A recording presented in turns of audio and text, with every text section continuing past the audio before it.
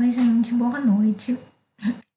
Bom, a aula de hoje vai ser um pouco diferente, porque vai ser uma aula assíncrona, né? O que que isso quer dizer? Quer dizer que eu estou gravando a aula à tarde, mas vocês vão ter acesso a ela hoje à noite, né? Eu optei por fazer essa gravação para tentar atender aí uma quantidade maior de pessoas que por algum acaso pode não conseguir acessar o Google Meet no horário da nossa aula à noite, e aí pode ter aí o material gravado para acessar na hora que for melhor, né?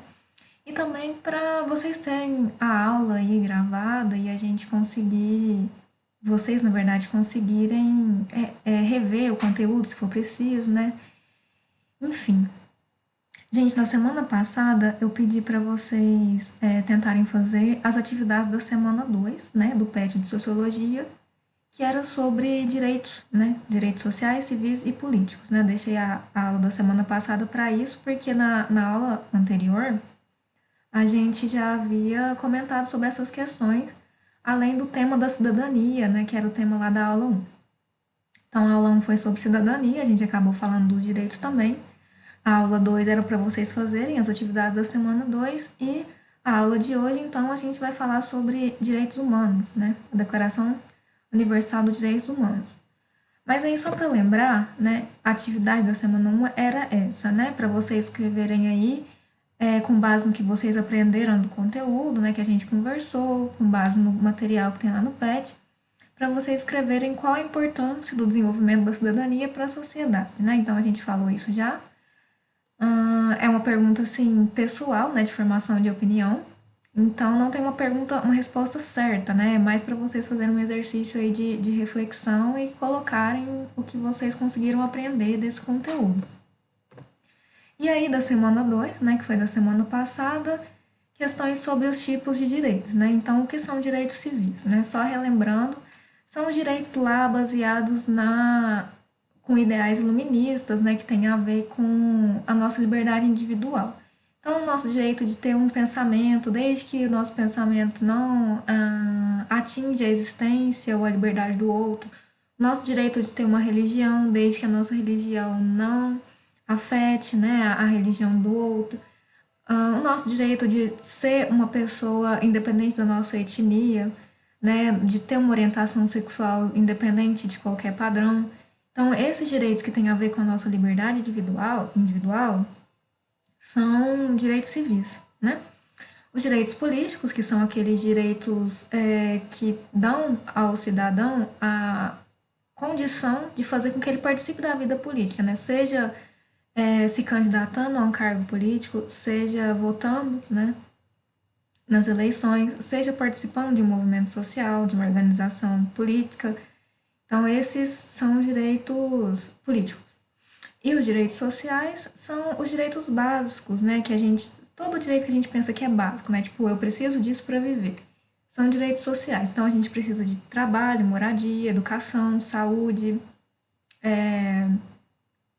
enfim, lazer, cultura, né? Só que, infelizmente, a sociedade não dá isso, né? Não concede isso como uma coisa de acesso a todos, né, universal, né, em função da desigualdade social. Mas, constitucionalmente, são direitos, né, estão lá assegurados na lei. E aí também tinha uma atividade complementar na semana 2, que era para a gente falar sobre os direitos que foram perdidos no Brasil recentemente, né, e quais os impactos disso para a população. Então, a proposta era que vocês fizessem uma pesquisa, né? Também não tem uma resposta certa, assim, porque cada um pode ter escolhido um direito aí, né? Na sua pesquisa que foi perdido e escolhido falar sobre ele, né? Mas eu trouxe aqui um direito para a gente, né, ter um exemplo aqui, um ponto de partida para a discussão. Né? A reforma da Previdência foi uma questão muito debatida, né, no ano passado, em função dos ataques, né, em função da precarização da vida do trabalhador, né, causado por essa reforma. Então, antes, né, a gente tinha lá a aposentadoria pelo INSS, né, por idade, né? Então, os homens a partir dos 65 anos podiam aposentar e as mulheres a partir dos 60 anos, né? Ou por tempo de contribuição. Os homens que tinham a partir de 35 anos de contribuição podiam aposentar e as mulheres a partir de 30 anos. Ou ainda pela soma, né, entre a idade e o tempo de contribuição, né, fazendo um cálculo lá, a pessoa conseguia aposentar. Só que atualmente, né, em função da reforma da Previdência, um dos impactos, né, que ela causou na vida do trabalhador e da trabalhadora é a impossibilidade da pessoa se aposentar antes da idade mínima. Né? Então, por mais que você tenha lá o seu tempo de contribuição, enquanto mulher, por exemplo, antes dos 60 anos você não pode aposentar. E qual que é o impacto disso? Né? É que em alguns trabalhos, né, o desgaste pode ser muito grande. Né? No caso das mulheres, por exemplo, né, uma senhora de 60 anos, vamos supor, que trabalha de doméstica, né? É, ela vai praticamente viver a vida dela para trabalhar, né? Se essa reforma durar por muito tempo, né? Uma mulher de 60 anos vai aposentar só depois de 60, né? E o dano que o trabalho dela pode ter causado a ela até essa idade, né? Ou mesmo um homem, né, que trabalha lá numa construção civil, né? 65 anos, a pessoa que trabalha nisso a vida toda já está desgastada, né? Então, só depois dessa idade ela vai poder aposentar. Isso é um pouco complicado, né? Então, foi um ponto de muito debate, ainda é um ponto de muito debate, essa questão da reforma da Previdência. E, bom, outro ponto, né, de direito perdido foi a questão da reforma regional do trabalho, né, que ela determina o seguinte, que pessoas com empresários, né, que têm empresas com menos de 20, na verdade aqui está 10, mas são 20, né, com menos de 20 trabalhadores, né, o patrão não precisa registrar ali o ponto, né? Então, se você tem lá uma empresa que tem só 20 trabalhadores, você não precisa ter o controle de ponto que geralmente a gente tem nas empresas maiores. Mas qual que é o impacto disso para a vida do trabalhador?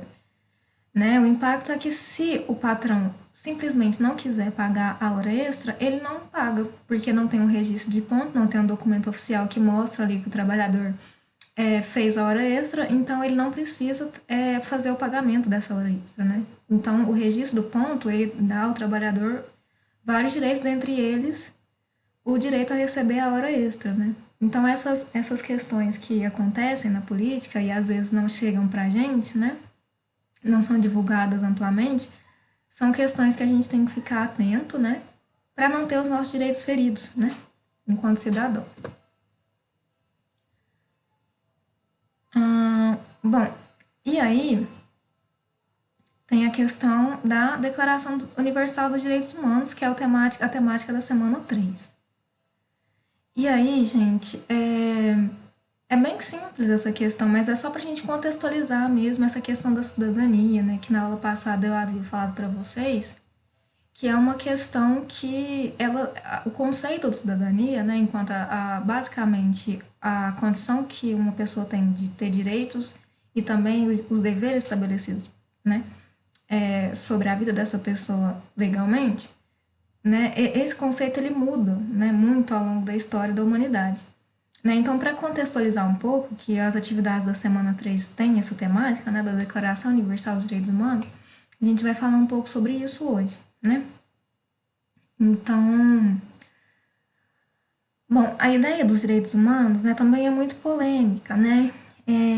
Todo mundo quer falar sobre, mas às vezes a gente não entende da forma que deveria entender para poder falar sobre, né? E aí acaba sendo um pouco antidemocrático o senso comum que algumas pessoas têm em relação a esses direitos.